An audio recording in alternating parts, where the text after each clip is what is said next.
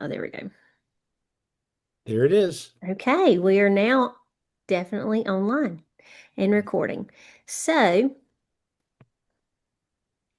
now that we're there, I'm going to go back here. Okay. So we're going to start off with some introductions for today. We have our panel from the North Carolina Science and Engineering Fair, and then we have us at the Science House. We're going to do a little bit of introductions there, and then we're also would like to hear about who's in the room. So um, let's go ahead and start. I'll start with myself. My name is Marcia Sirkin. I'm the director of the North Carolina Science House at North Carolina State University. I'm the Coastal Satellite Office Director. So we have three offices. We have one in the mountains, and that's with Michelle Taylor. We have the big house in Raleigh, and that's where Grace is housed. And then we have myself at the beach. We have been really busy with, spreading all things science and engineering practices. I've been an educator for 23 years and have been with the Science House for about two now. So I'm going to pass the ball to Grace. Hey y'all. As Marcia said, I am at the Raleigh office, Science House, and my position there is a STEM research and outreach specialist. So I kind of wear two hats. I work on the research side of things, trying to disseminate all the different research efforts that we have coming out of the Science House. But I also do professional development mostly with teachers. That is why I'm here today to work with you all. I'm talking about the science and engineering practices and sort of how that connects with Science and Engineering Fair. I have been an educator for about 13 years. So previously I was a high school biology teacher. I'm so excited to be with you all today. And we'll jump over to our folks from the Science and Engineering Fair. So who wants to go first? I'll go ahead and jump in first, Grace. This is Okay. Tom Williams. I'm currently the director of the North Carolina Science and Engineering Fair, and we are sponsored by the nonprofit North Carolina Science Fair Foundation. So, uh, everybody that's on the call from the Science Fair today are also members of our 501c3 foundation. And I'll turn it over next to Judy Day.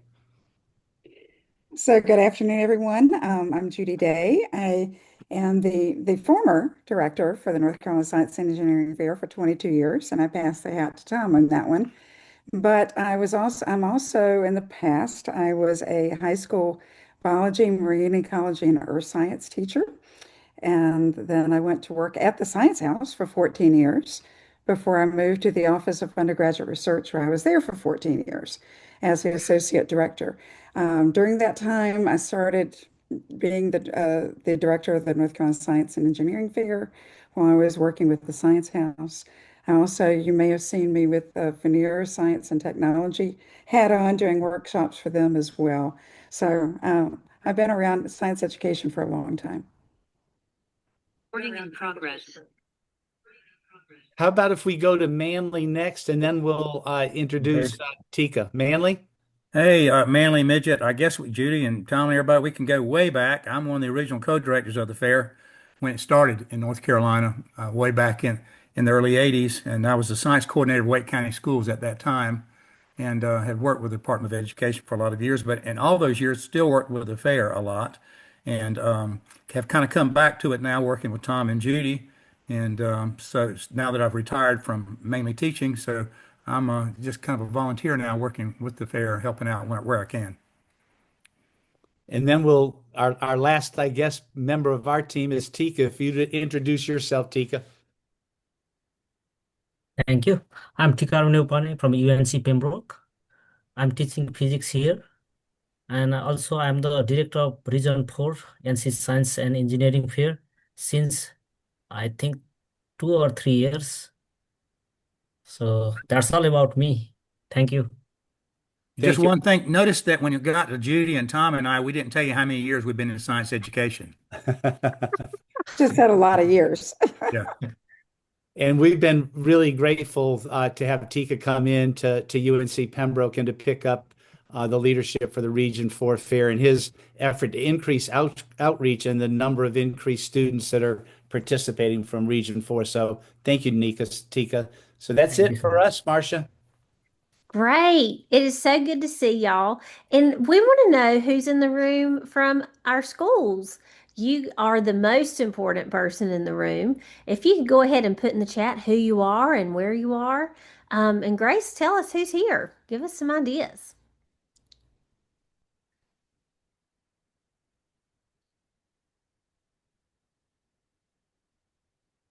Jenna. Hey, Jenna. We got Jenna from Gaston County. We've got several people from Harnett County. We've got Amanda from Jackson County. We've got Joelle from Highland Elementary School in Sanford. We've got Jody from Wilmington Academy of Arts and Sciences. Mr. Balmez from Highland Middle School. And Crystal and Stephanie. Hey, girls. And all right. I believe we have somebody Oh, from all three regions. awesome. Mission accomplished, right? Whoa, Elise, sorry if I mispronounced your name. Alicia is a PE teacher, but she's also in charge of the science fair. Bless you. That's a lot to juggle. Yes. Yes. Well, if they want to use the gym, right? You know That's the right. best time to do it, right? Well, we're so thankful that you're here today. Grace is going to be managing the chat. So if you have questions throughout, we're going to try to answer those. We try to give you a heads up and have you pose your questions ahead of time when you registered for this. We're going to we've put effort into, as we designed this, answering those questions, but we also have an FAQ page that our friends at the Science and Engineering Fair have put together, and that will be ready after the fact, and we'll be sending out all those materials to you. You also will have access. I'll email you this presentation, the recording, and the FAQ page. So you'll get all of those things when the time allows. Grace is going to be fielding questions as we go. And we're also going to have some discussion time. We've built in some discussion time at the end for everyone. All right. So if you could please mute your Zoom. We have been at the Science House on a mission to really focus on those science and engineering practices because in 2023, our standards changed, and some folks are like, oh no, they haven't really changed that much, but they really have for the good. All of our science standards and objectives these days have the science and engineering practices built right in, and they are explicitly stated in each one. So right here we have use models to illustrate how photosynthesis transforms light energy into chemical energy. That's directly a science and engineering practice. That's how they want it taught. And I use this particular one because use models. Modeling is one of our favorite SCPs at the Science House. We have a lot of research around modeling and a lot of PD around modeling. And if you're ever interested in those, let us know. The science and engineering practices are great for science, but you'll find, my friend, the PE teacher, that these also go well in other curriculum as well. You can be supportive of these practices no matter what you teach. They're very cross-curricular. And what we really like about the science and engineering practices and what we are trying to convey today as we talk about the Science and Engineering Fair, we want you to know that these practices are not linear. These are not first do this, then do this. You can, in science, you can start by engaging in an argument from evidence. And that might lead you to ask some questions. And then that might lead you to developing and using a model. And then that might lead to constructing explanations. It's not linear and it's not a step-by-step process. That's not really how science works, where it's a first and then. You know, science comes in all shapes and sizes and is all around us. And these are the practices that are in our standards, but it's also very, very connected to the world outside of education. So this has been a good move for the state of North Carolina. And we just want to take some time today to share with you how the science and engineering practices that are in your curriculum directly connect with your participation at the Science and Engineering Fair. And I love that it's the Science and Engineering Fair. It's not just the science fair, it's the Science and Engineering Fair, just like our science and engineering practices, which is really awesome. And so sometimes when we start to talk about the science and engineering practices and how we start to say, this is not a linear process, and you can sort of pick and choose which one is going to be most important for you to leverage when it can sort of science becomes a little more messy, right? And that's okay. But sometimes it can be a little confusing for teachers and also for students to figure out, well, what is it then? What is scientific inquiry then? And so sometimes when we get into situations like that, it can be kind of helpful for us to have like a framework or a model, if you will, for us to rely on. And so this framework here might be a little helpful. So if we think about when students are engaging in doing science, we might think about, okay, well, the first thing they're going to engage in is this phase of investigating. What are the science and engineering practices that they tend to use when students are engaging in this phase of investigating? And this is not an exhaustive list. This doesn't mean these are the only SEPs that students should be engaging in when they're in this phase, but this tends to be the SEPs that students engage in while investigating. So we've got asking questions. Obviously, that's going to be an SEP that's helpful in the investigating phase, planning and carrying out investigations. And then using math and computational thinking. So thinking about more on that lens of computational thinking, like an if-then mindset, like computers do, right? So that tends to be falling into that investigating phase. Once students have gone through that investigating phase, moving into that sense-making phase. So how do I make sense of what I've just investigated? Students need to sit in that phase for a little bit. What are the SEPs that scientists tend to use, and therefore what students should leverage when they're in that sense-making phase? Models can be super helpful for sense-making. A lot of times we need to do something with our data in order to be able to see what trends emerge from the data. So we need to analyze and interpret data.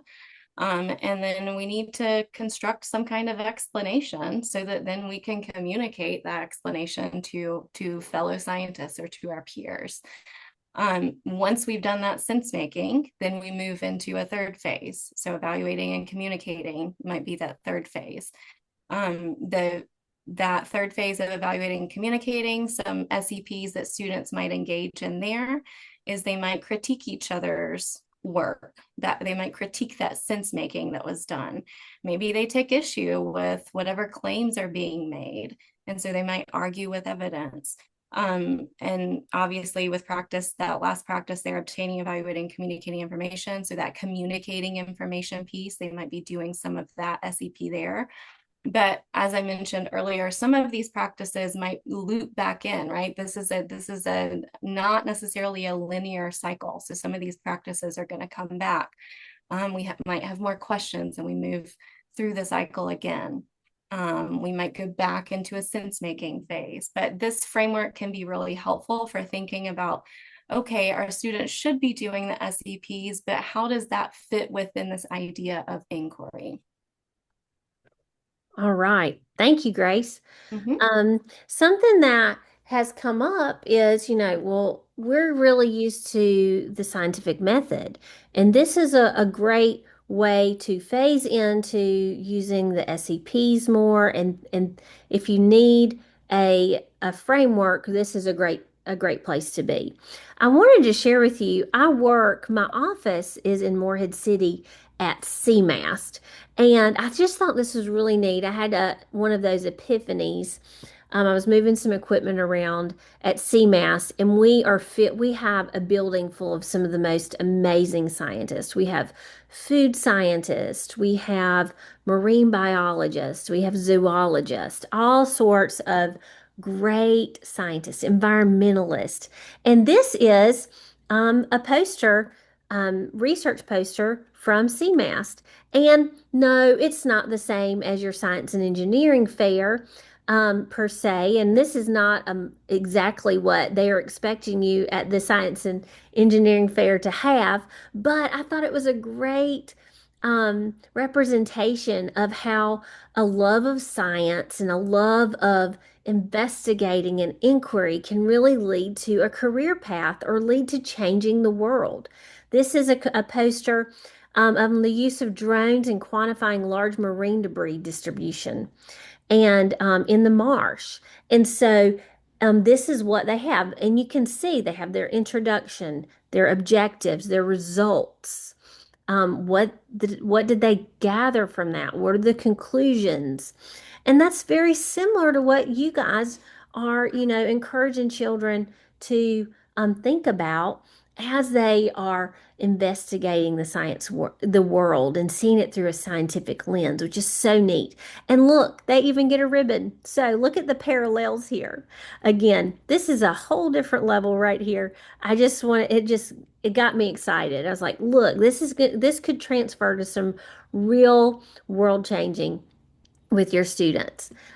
Here's another one about soundscapes. This one's so neat. They take hydrophones and put them out in the ocean, and they measure the frequencies of the sounds of fish in the ocean and how they respond to outside things like boats or geologic soundscapes or predators. And so they record that, and they have these amazing frequency maps of what it sounds like. I think that is so cool. And then here's another one. I believe Miss Judy, you put this one in here. I did. And it's about driver inattention. Wow. There's so much investigating in the world around us going on. But if you'll notice, in none of these, it's not exactly the same steps for every piece that they've documented on here. So I don't even see the word hypothesis on here. Do you, Judes? So that's something that people get really tied up into is that hypothesis. And you only have a hypothesis if you have a formal research question, and then you have the question, and the hypothesis is nothing but what you think the answer is going to be. So that forming the question to me is really the crucial thing of being able to decide what it is you're going to research is what is my question instead of what the hypothesis is. So, and engineering problems do not have a hypothesis at all. Right. All right. We just wanted to share these with you. We thought these were really cool. And I'm going to go ahead and turn it over to our friends at the Science and Engineering Fair to say, what does this mean? What does this look like at the Science and Engineering Fair? I can't wait to hear what you have to share with us. Thank you so much, Marcia. And first of all, I'm going to say I don't think we'd even be here today if it hadn't been for some of the Science House teachers, and I'm going to say in particular in Harnett County, engaging in the conversations around the science and engineering practices and how they integrate or align with the Science and Engineering Fair. So we are very grateful from the Science and Engineering Fair to have Marcia and Grace and the Science House reach out to us to kind of lead to today's session. And we've enjoyed having the conversation. I'm going to say very narrowly today, we really want for the science teacher leaders that are on the call to see the alignment and the integration of the 8 new science and engineering practices with what we as a science fair encourage teachers to help lead and guide students through in the inquiry process around science and engineering student-led research. This opening slide is quite busy, but I want to make the linkage that from the Science and Engineering Fair, we are the state affiliate to the Regeneron International Science and Engineering Fair. competition, which is the oldest and most rigorous high school science and engineering fair competition in the world. And then on the right side, the Thermo Fisher Junior Innovators Challenge, which used to be the Broadcom Foundation Coding with Commitment Challenge, but Thermo Fisher now sponsors the junior division competition. So we historically have had 12 projects recently go on to compete from our state science and engineering fair from the 10 regions to ISEF, and our top 10% or 16 of our projects from the junior division are invited to participate in the Thermo Fisher competition. On this slide at the bottom is our website, ncscf.org, our social media hashtags. To be honest with you, the one that we're most on, it's probably a generational thing, is Facebook. So you can go to North Carolina Science Fair and find us on Facebook. And then when you get this through your go-to link, we have a pretty detailed science and engineering fair frequently asked question there, the link that answers a lot. I looked at the chat today, and we're really excited that there are 5 of our really 8 traditional regional science and engineering fairs on the call. Thanks to Stephanie and Crystal from being here from Region 1 up in Lenoir, Region 2 down in Wilmington, Region 6 in Gaston, and Region 8 down in Cullowhee, and then the majority of folks from Region 4 with Tika in Harnett in our Region 4. So we're delighted to have everybody here. What I'm going to do in just a minute is Judy's going to share a couple of slides that we put together that are kind of at the overview slide, and then Manley and I are going to talk a little bit about our crosswalk with the Science House and the Science and Engineering Fair on the 8 science engineering practices. So I'll turn it over to Judy for the next slide. Okay, so I think one of the things that we always like to let everyone know is there are reasons why students should try to participate in independent research project early on. And what we're talking about today is the first reason, and that it really does align perfectly with the North Carolina science standards that have been adopted. And it goes hand in hand with the science and engineering practices. And we've got a chart that we tried to link those together so it'll be very easy for you to be able to see that. Very often our students, by the time they get into the older grades, have completely lost the excitement and that curiosity that we need to be having if we're creating that next generation of scientists and engineers that are going to be making the discoveries for us. And by having them engage in independent research of something that they are interested in, they want to do, it helps them regain that excitement about it. And they become an expert about a very small portion of whatever it is they're researching, but they know more about it than anybody else. And I've had a number of students tell me that how it changed them to have adults ask them questions, realizing that they knew the answer that the adult didn't know because they had actually created that knowledge. So getting that excitement back in there.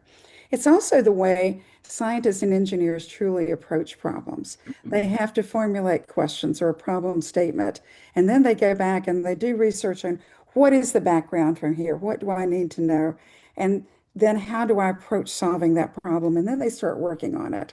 So we're actually modeling for students. This is what a career in scientific or engineering research would be. If you want to be the one that answers those questions that we have, then this is the way we get started.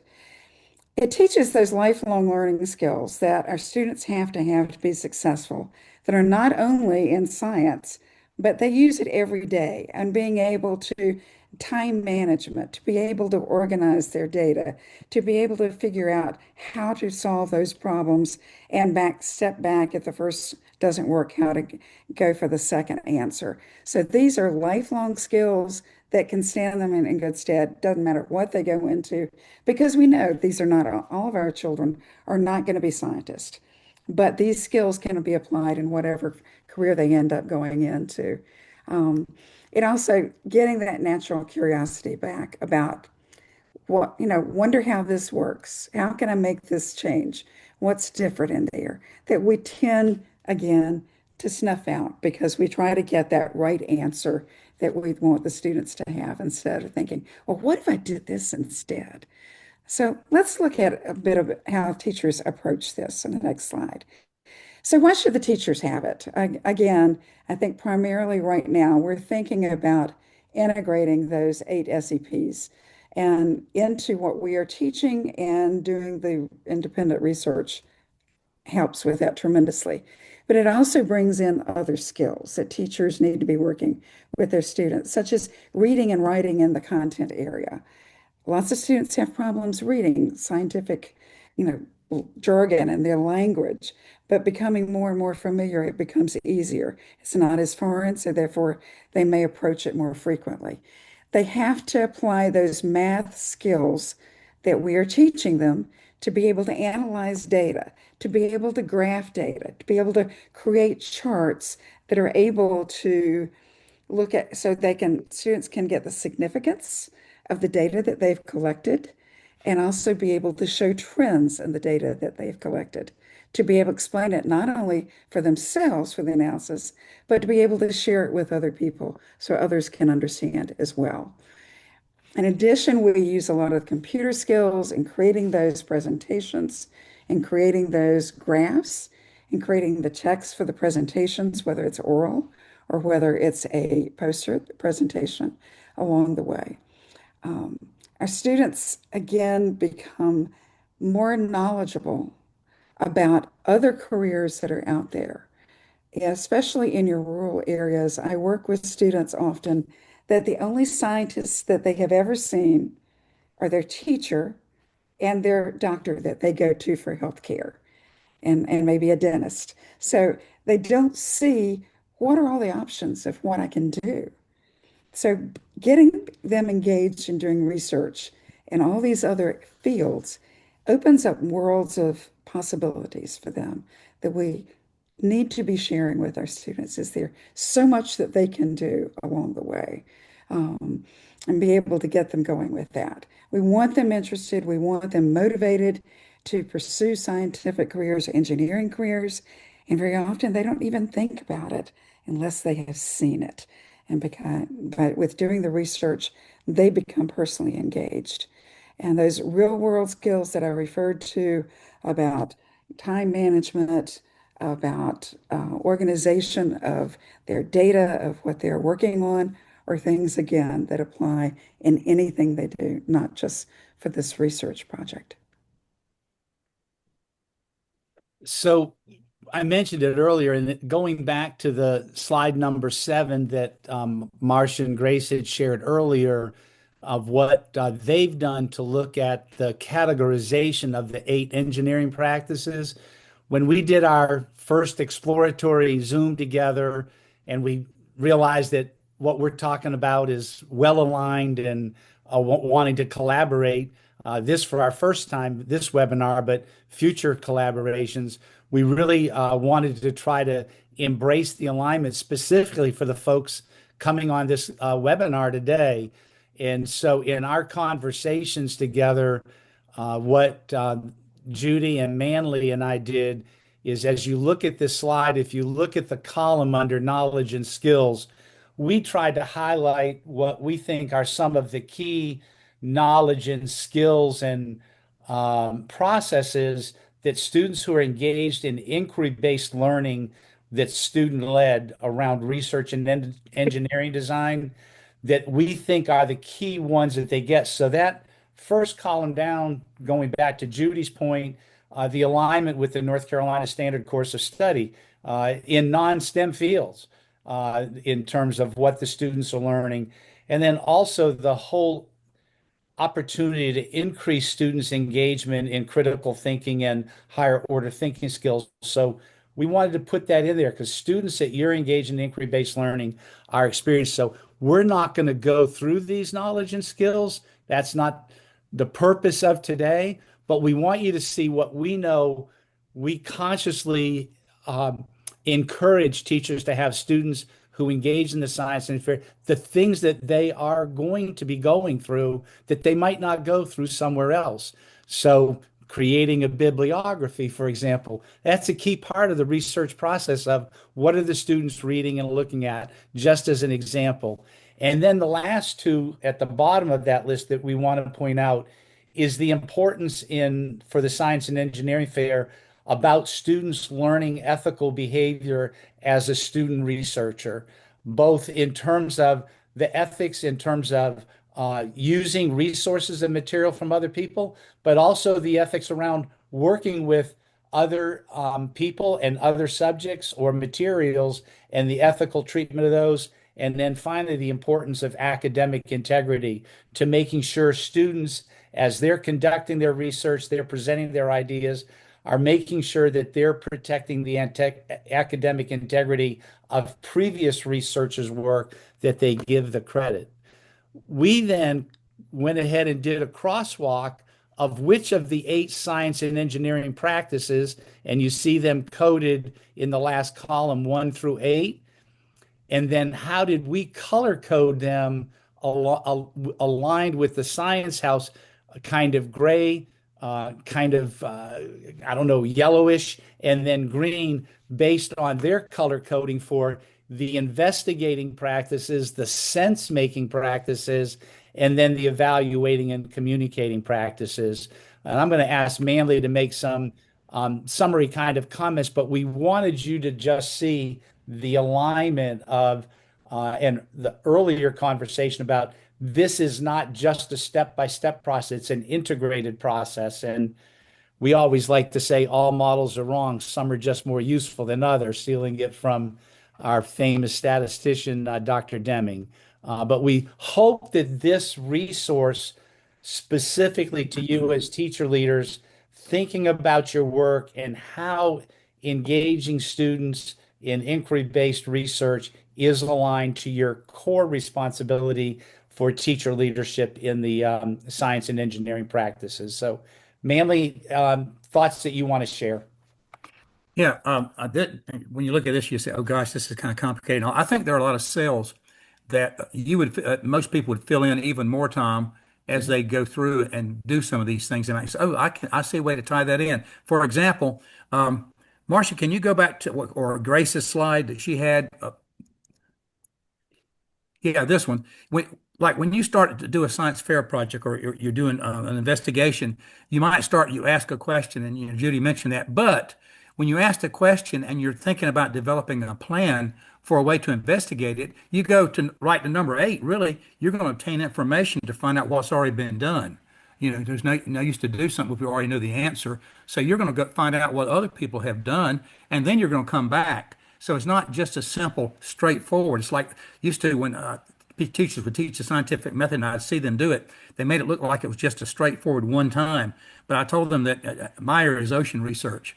And so I said a lot of times we'd be doing ocean research, and we thought we had developed this great plan and investigation, and we get in the middle of it, and we realize there are factors or that we didn't even think about enough to measure as closely as we wanted. So we turned that into a pilot, and we redesign our experiment, and we don't start all over, but we go deeper into what we were doing and get better with our instruments and what we're looking at. So it's kind of a cycle thing, and you go back and back. Sometimes you develop more questions than you do answers.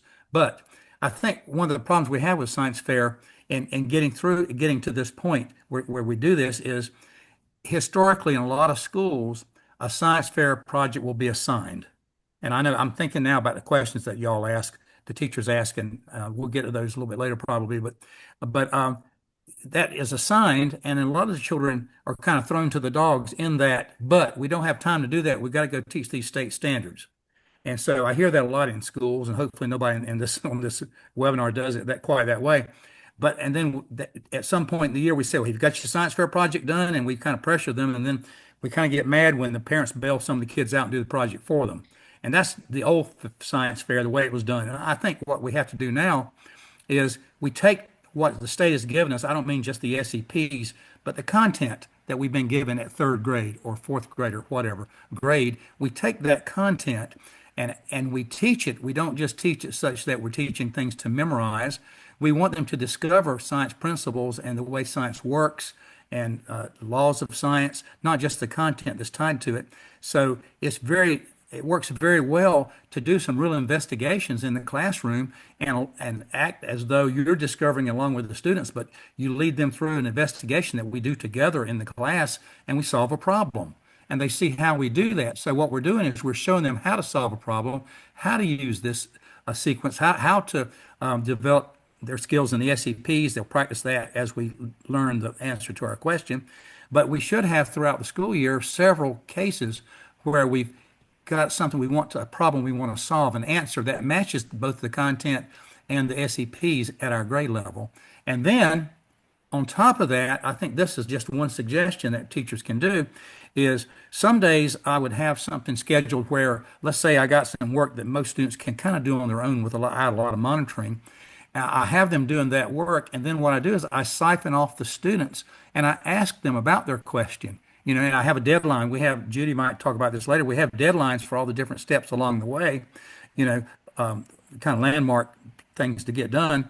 And the discussion can center around which one you're doing. Like I might find out what they're developing their question. We haven't all chosen their question yet for the project. But then once they've done that, and then there's a point where I want to talk with them and hear what they're going to do to solve the problem. I want to hear them kind of think out loud about designing their experimental method that they're doing. And I try not to tell them what to do, but I ask a lot of questions to get them to think about what they're doing. And then before they do it, I ask them what data do you want to gather and how are you going to gather it? And then they do the project. Once they've done it, then, so what? I ask them those questions and they go back and they have to answer a lot of questions I have about it that gets them to really think about what they've collected, and then they have to analyze all their data. And like Judy said, they pull the math in that they've been learning and everything else, and they might make a model to show what they're doing, but they have to defend what they've discovered or their findings, and so they can argue their case. And then they write it up. And in this case, they don't make a poster, Marcia, but they make the backboard they use for the science fair. And we don't stop what we're doing in class to make those. But at some point, I discuss with the students what should be on there, and they tell me what they're doing. So not only am I doing science with the kids during the year, solving problems so they can see how it's done, and they get excited about wanting to solve their own problems, but I take time to talk to them along the way to hear how they're doing things, rather than just assigning it and then it's due on some day. I keep pressuring them to have it due and they turn it in. So by the time they turn it in, I really know everything that they're doing. Plus, it helps with the safety aspect. If they're doing something that you want to caution them about, their parents, that relates to safety. So, Tom, that's kind of Judy here, but that's kind of how it all ties in to all the SCPs and your instruction throughout the year. Yep. And Judy has the unenviable task now. I'm looking at our clock. We need to be wrapping up, Judy, in 5 minutes. We always have in our slide decks, we always put more information than we're going to cover, but we know that that's going to be there as a resource for you all. And so in terms of the contact information, so Judy, you know what you've got on your plate right here. Hit it. And at 4:15, let's be ready to turn it back over to Marcia. I've got 6 minutes. I better talk fast. Okay. So maybe my voice will last just for 6 minutes. So anyway, looking at the scientific inquiry for during research projects, instead of thinking a straight line, think of a circle. The hardest part for students is coming up with that topic. Once they get a topic, that's not their whole question. They come up with a nice little topic, but then they have to learn something about that topic. And the reason why they have to learn something is, think about letting a middle school student loose in a high school chemistry stockroom, testing, pulling up one chemical, another chemical. Let me see what happens if I dump them together.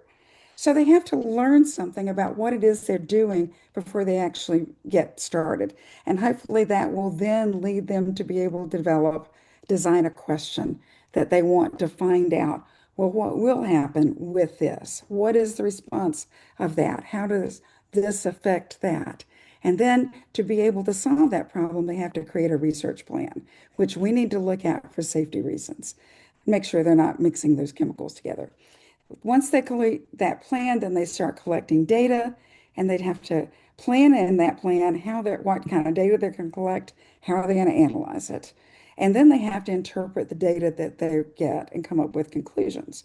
But that may lead them to more questions of when they're analyzing their data or when they're interpreting things, saying, I need to do something a little differently. So they may go back and change their plan, or they may go back and collect additional data. So it's not a straight line. It has loops within it to be able to have students actually complete what they want to do. So let's look at the engineering design process on the next slide. And it looks very similar. There's some changes. With this, instead of coming up with a question, the students again come up with a topic and they have to develop what is in need. So it's basically, how can I make a better wheel than we already have? In order to do that, again, they have to research it. They have to find out how different ways I could make a wheel. What can I do differently? What would be a better surface for that wheel that would last longer? So they do that background research. Once they've come up with that background research, then they have to kind of brainstorm ways that they're going to try to create a solution to that problem that they have. And then they plan that out step by step. They create a prototype or model.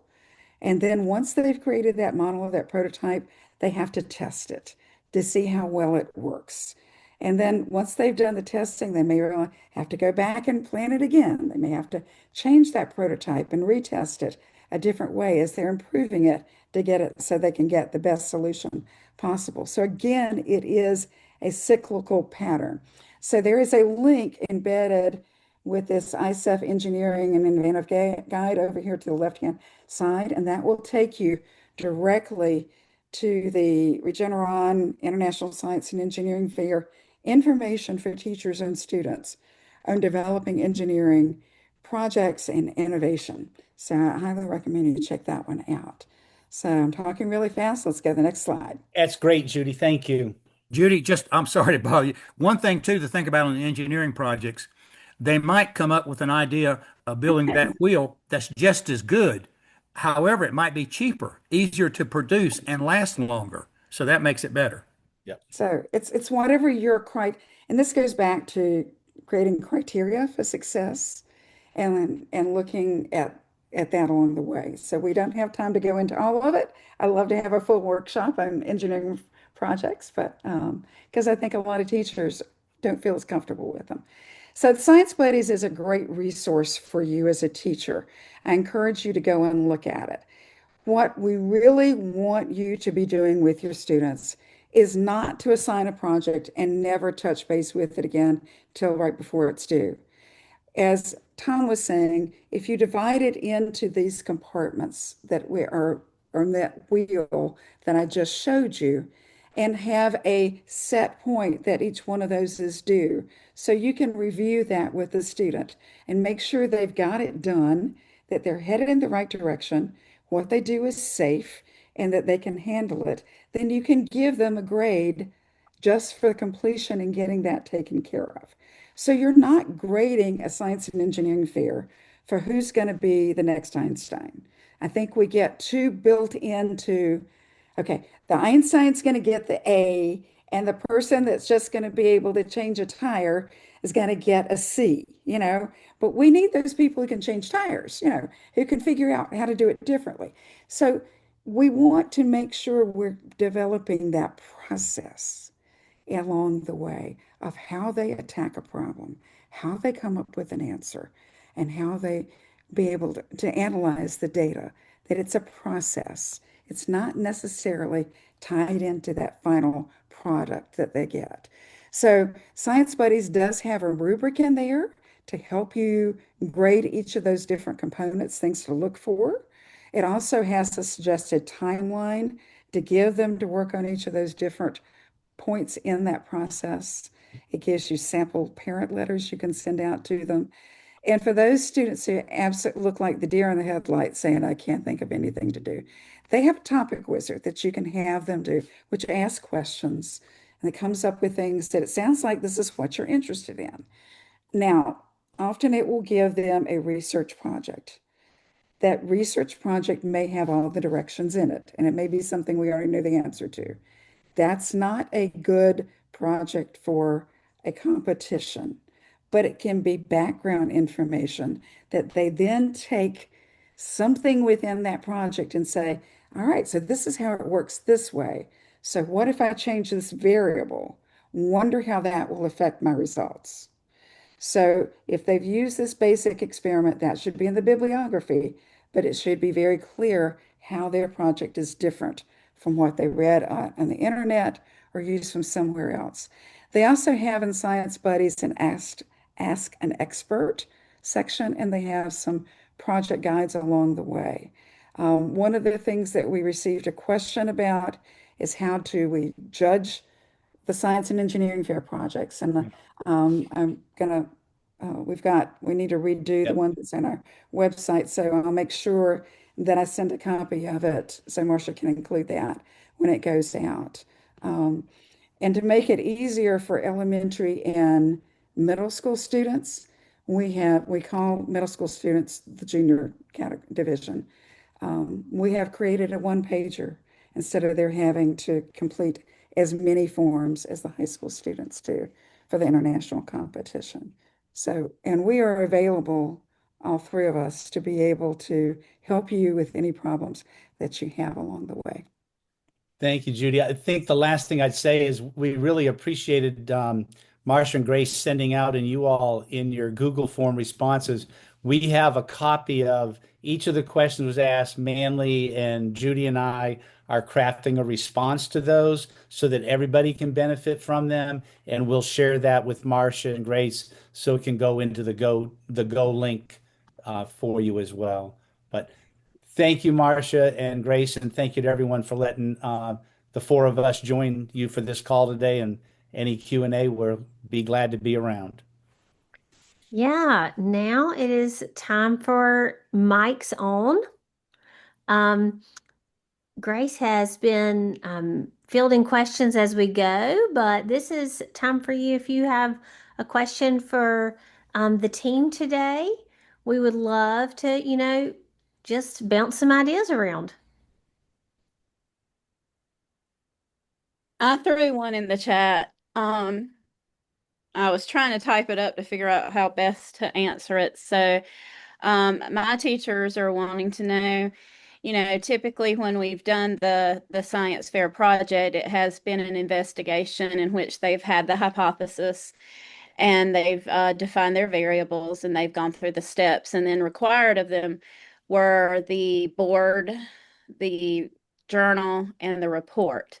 So part one of the question is that still accurate, and part two would be if they decide to do engineering design project, what would be required of that? Would it be the same requirements, just look differently? Okay, I guess I'll feel that one. It will be pretty much the same thing. It's formatted a little bit differently. Let me see if I can pull up a link that I have up here that I'll put in the chat. And that will let me send you to that. One of the things that we have started requiring of students that are doing science and engineering fair projects in the competition is to create what we call project presentation slides, because we give those to the judges ahead of time to be able to review. And this is a maximum of 12 slides. And it has within those 12 slides, I just sent a link to how that's done now. This has got much more than that, but if you just look at the project presentation slides, it will have templates for a scientific presentation and for an engineering presentation, and with kind of an outline. And that outline will go into basically, these are the things we should see on a science poster. These are the things that we should see on an engineering poster. These are things we should see on a mathematics or technology poster. So I think if they use those slides to develop in PowerPoint or Google Slides or whatever it is that they use, that will actually create a poster for them. If worse comes to worse, they can print those out and slap them on a board. Because it will have the information in there that it needs to have. If they do a research question, if they're coming from a scientific approach where they're looking at cause and effect, then having hypothesis is definitely appropriate. If they are doing an engineering approach where they have a problem that they're trying to solve, and very often we have students with an engineering project that they are trying to give the scientific approach with a science question and a hypothesis, and I'm looking at it. That's not cause and effect. That's I'm developing something. I'm creating something, and that's really an engineering approach. So it has what should be in that as well. But engineering projects don't have a hypothesis. Yeah, in the engineering project, they might even have a model of some Yeah, sort that they built. As long as it's safe, they might have a model there present at the site at their project. And the data is very important for people to see the data and what the data says, because they probably made something that's going to be, hopefully, like Judy said, better. So they got to know what makes it better. So is it less expensive? Is it, does it turn faster? Does it not wear out? What is, have less friction? You know, whatever, and that's in the criteria and that they set up ahead of time as to what they're being able to look for. And they also have to look at the constraints that they're working under. And if you talk about engineering projects, those are two terms, criteria and constraints you'll hear a lot. The constraints are things that they have to, like if you have to develop it with materials you have in your classroom, that's a huge constraint. So you need to put that in. My constraint was material that was available. But my criteria to make it successful is it needs to be able to do it this percentage efficiency, or it has to be this less expensive, or it has to work, 80% of the time instead of 10% of the time. So the criteria goes into more of the success, but the constraints feed into, what you had to work with. And actually judges look at, constraints. Okay, they were able to create this with this environment, so they kind of get extra points along with it. So Manley was mentioning things that they can bring. If we really like to see research papers or reports because that helps students synthesize everything they've done, but it is not required for the Science and Engineering Fair, but it's encouraged along the way, especially your middle school students and your high school students that are eligible for other competitions. Some of the competitions will require a written paper as part of the eligibility to participate. And they may actually submit their paper ahead of time and then present it orally. So it depends upon if your students, and I would encourage them, it's the same research, get the most bang out of it you can. Take it as many places as you can send it and try to get as much experience and as many awards as you can. So we recently had a webinar with the Science Collaborative about that, and we'll be happy to share that information with you.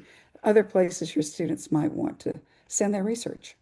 Judy, there were several teachers that had questions that related to scoring and rubrics, and I know you showed them Science Buddies, and it has a scoring rubric.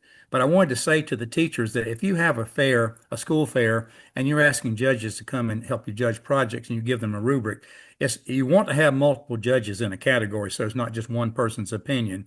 And then you don't want to just add their raw scores up. When it boils down to it, they might take their top 5, top 10 and they discuss those among themselves and look at their ratings and discuss it and then come up with their places. That might be a better way than you don't want to just add the numbers because that doesn't always give you the best results. And if you need for us to explain that more, we can. I know we're in a hurry, so I'll quit there.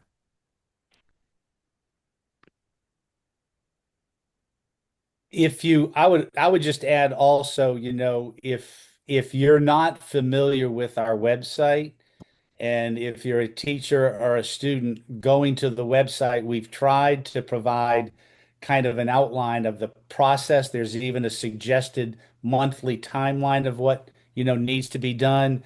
Of course, everything is age appropriate decisions. The PE teacher that's on the call, the NBA players are still practicing their dribbling, but you started that with ball manipulation skills in kindergarten.